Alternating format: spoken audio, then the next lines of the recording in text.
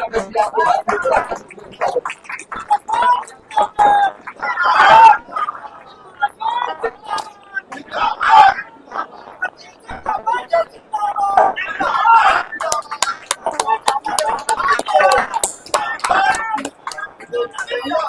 आप देख रहे हैं पटना 4। मैं हूं आपके साथ राहुल। देखिए, बिहार की राजनीतिक में आरजेडी और बीजेपी ही है। तो आरजेडी की तो देखिए 2025 की विधानसभा में जो सीटें आई है 25 आई है, और बीजेपी की बहुमत प्रचंड जीत हुई थी।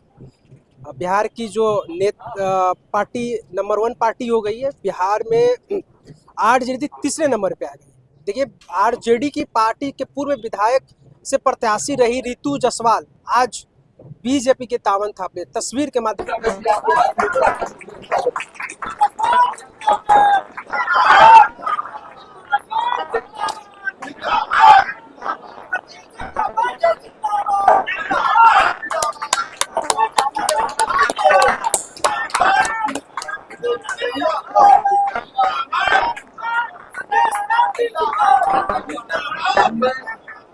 अनिल महतो प्रखंड अध्यक्ष राष्ट्रीय जनता दल।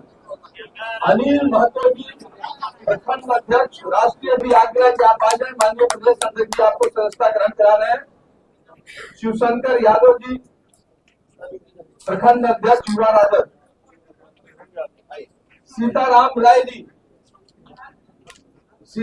राय जी जो पंचायत अध्यक्ष है आरजेडी के, आपसे भी आग्रह है कि आप भी आ जाए। माननीय प्रदेश अध्यक्ष जी आपको सीताराम राय जी पंचायत अध्यक्ष आरजेडी।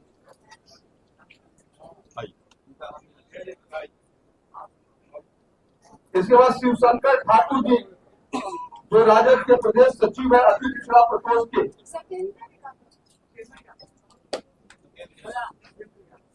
सत्येंद्र यादव जी मंच वाले सबका करा दीजिए।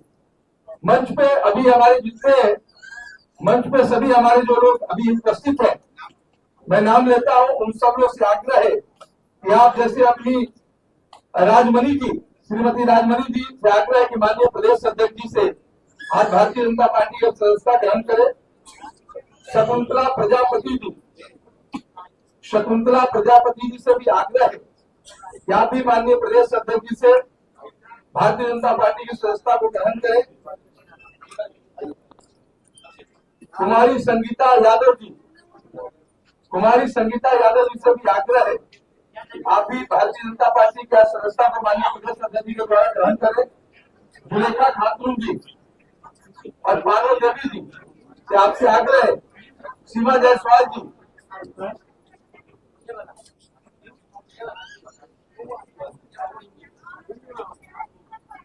कंचन कुमारी महतो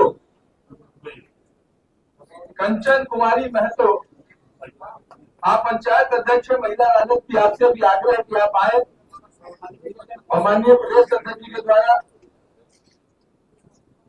यादव जी के नाम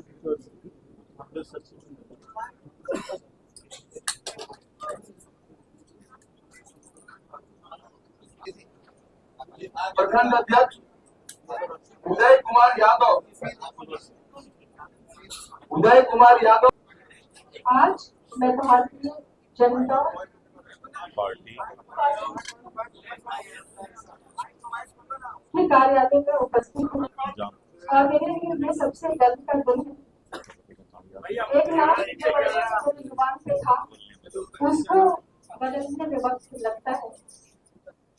ट्रोलिंग भी किए जाएंगे मालूम है, पुराने वीडियोज भी सामने आएंगे मालूम है, मगर मैं लीडर हूँ, मैं बेखौफ हूँ। सबसे पहले मैं आभार व्यक्त करना चाहती हूँ हमारे माननीय प्रदेश अध्यक्ष संजय सरावगी जी के लिए, जिन्होंने ये मौका मुझे दिया है कि आज मैं बीजेपी की सदस्यता लेकर के आपके परिवार में शामिल होकर के अपने आप को गौरवान्वित महसूस कर रही हूँ। माननीय प्रदेश अध्यक्ष दिलीप जायसवाल जी यहाँ पे मौजूद है, उनका आशीर्वाद मुझे हमेशा से मिलता रहा है और मैं आज सबको बहुत ही भाग्यशाली समझ पा रही हूँ कि आज मैं इस कार्यालय में मौजूद हूँ और मैं उन महान शख्सियत, मुझे कहने से कोई गुरेज नहीं है, आप लोग कह सकते हैं कि युवा बदलते देर नहीं लगती है, मगर उन बातों को नकारा नहीं जा सकता है जो सच्चाई है। जब मुझे निर्दलीय चुनाव लड़ने का मौका मिला, अब तक मैं एक धारा के साथ थी और एक धारा की बातें सुनती, समझती और देखती रही, और जो अंदर डाला गया वो मैं रिसीव करती रही।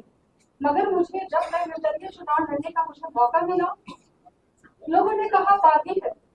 हकीकत तो यह है कि बागी परिवार विधानसभा की एक जनता हो चुकी थी, क्योंकि उन्हें नेता के तौर पर नीति जायसवाल चाहिए था। ये नेता का होता है कि वह जनता की आवाज को सुने, जनता की बातों को उनके दिल में क्या है वो देखना चाहिए। तो बागी तो परिवार की एक जनता हुई थी जिन्होंने मुझे 65,000 से ज्यादा वोट देकर साबित किया कि वो सही है। मैं उनकी आवाज व्यक्त करती हूँ कि चाहे दल कोई भी रहा हो, उन्होंने मुझे कभी साथ नहीं, मैं निर्दलीय थी तब भी, मैं पार्टी से थी तब भी, और आज मैं भाजपा कार्यालय में हूँ तब भी वो पूरी मजबूती से आपके साथ है। और भारतीय जनता पार्टी के संगठन में देखने को मिलती है। लोग कहेंगे आपने क्यों ज्वाइन किया? सबसे बड़ी बात होती है राष्ट्रहित की। जो व्यक्ति, जो पार्टी राष्ट्र को पहले रखे, क्योंकि राष्ट्र से ऊपर कुछ भी नहीं है। राष्ट्र की सुरक्षा, राष्ट्र की बात, उससे और हमारे देश के प्रधानमंत्री सिर्फ राष्ट्र की बातें करते हैं।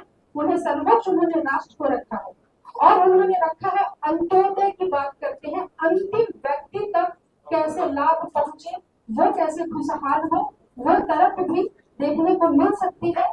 जो हमारे केंद्र की योजना है, प्रधानमंत्री मोदी जी की योजना है, उसके तहत पहले ऐसा होता था कि अगर किसी व्यक्ति को कैंसर हो जाए ना, गरीब व्यक्ति को जिसके जेब में पैसे नहीं है, वो उसी दिन से अपने मृत्यु की तारीख लिखता था कि मैं कब मर जाऊंगा मुझे पता नहीं, ब्रेन हैमरेज हो जाए, हार्ट ट्रांसप्लांट करना हो, स्टंट लगना हो, सोच भी नहीं सकता था कि एक गरीब व्यक्ति जिंदा बच सकता है।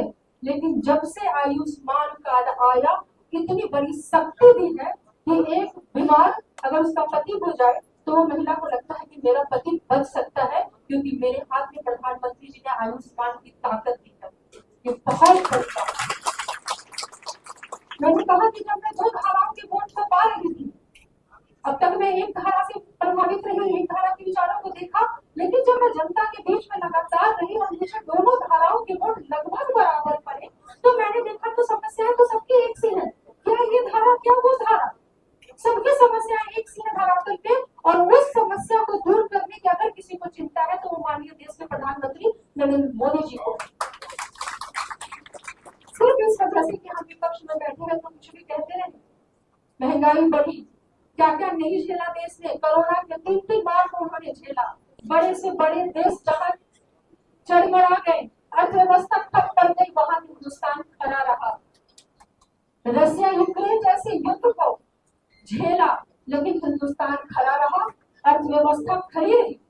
आज जो स्थिति है, लगातार जो वैश्विक अशांति का माहौल फैला है, उसमें लोग कहते हैं अच्छा तेल का दाम बढ़ रहा है, अच्छा ये हो रहा है, ये सरकार में हो रहा है। अरे ये अंतरराष्ट्रीय मार्केट पर निर्भर करता है। अगर देश में वैश्विक अशांति है तो उसका असर कहीं ना कहीं थोड़ा तो होता है, लेकिन इसके बावजूद भी आप देखेंगे कि विदेशी निवेश भारत में रुका नहीं।